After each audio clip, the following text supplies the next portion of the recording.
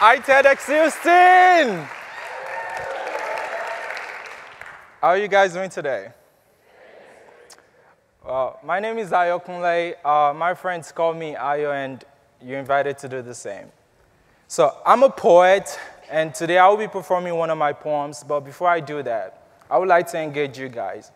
So for the next few seconds, I want you to close your eyes and imagine yourself having accomplished everything you ever wanted to accomplish. Enjoy that for a few seconds. There's a state of excitement that you're feeling right now. I can see smiles on your faces, right? We call this Cloud 9. Now, to even make things more exciting, you can make your Cloud 9 to be whatever you want it to be.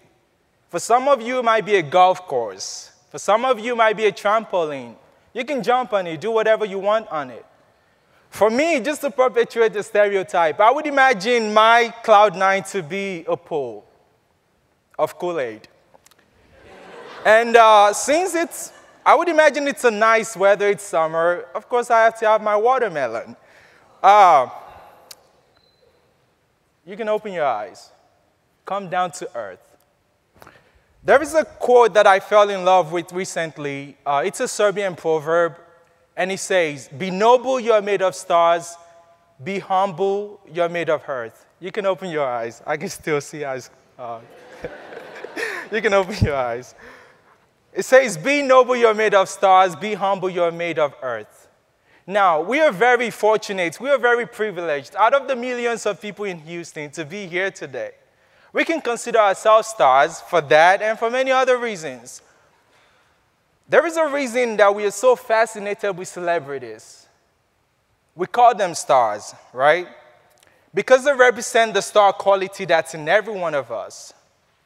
Now, some people don't have the ability to shine like they do because of circumstances, for example. And some don't even realize that they are stars. And I'm sure there are people here who don't even realize that they are. Well, now you know. This comes with an obligation, though, I might warn you. So, there is an obligation that we have as stars that we now know. My job as a poet, as you can imagine, the journey downward is very scary. My job as a poet is to take that journey every now and then through my life, and of course it reflects in the works that I write. Last year I wrote a poem called Unmask, and I used my pen as a metaphor for a shovel. And I would just do something real quick. I would imagine I have a shovel right now, and I'm just going to throw it to whatever direction I feel like, and you have to catch it. Ready? Ready? I did not throw it in your direction, come on. But I use my pen as a metaphor for a shovel. And with that, I want to dig deep into the soil of our souls to unearth those things that make us human. I want to dig into the soul. See, if you replace the you that is in soul with an I, you will realize, if we were to believe that you and I were indeed made from the dust of the earth, it just makes sense. I'll be doing a poem called My Buddy Skye. So, in the poem Unmask, I want to unearth those things that make us human. But the question really is, what makes us human? I still don't have the answers to that. I'm still attempting to gather poems that will answer that. And I'll have it together in a book format, hopefully, if I find the answers.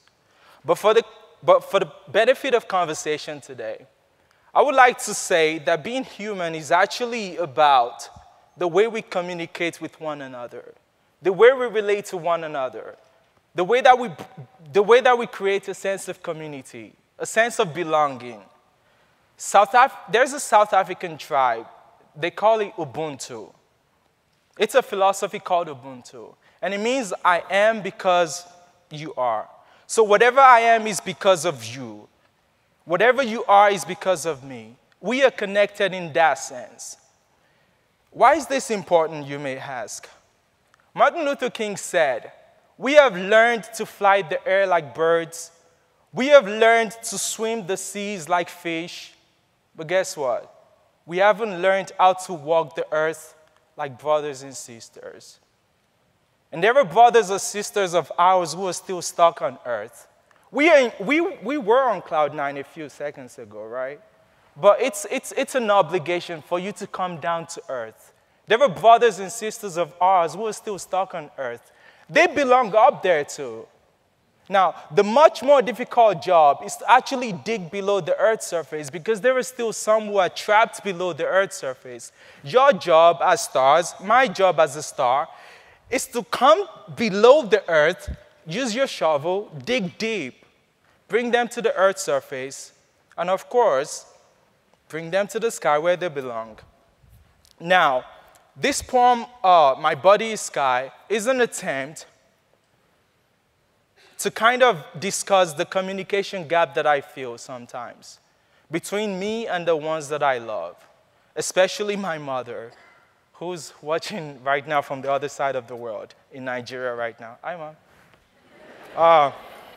But there are times when I should call her, but I don't.